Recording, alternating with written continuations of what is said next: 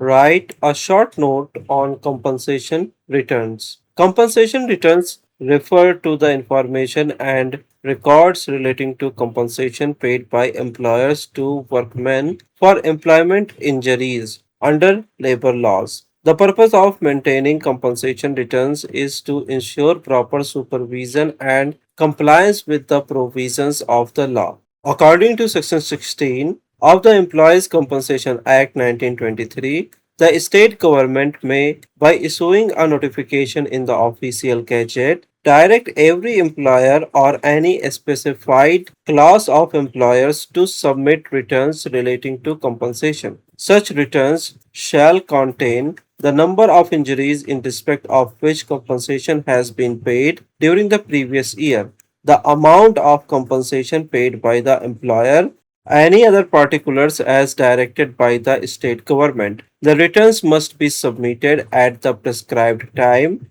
in the prescribed form and to the authority specified in the notification. If an employer fails to comply with these requirements, punishment may be imposed. According to Section 18A1 of the Employees Compensation Act 1923, non-compliance with these provisions may result in a fine extending up to 500 rupees.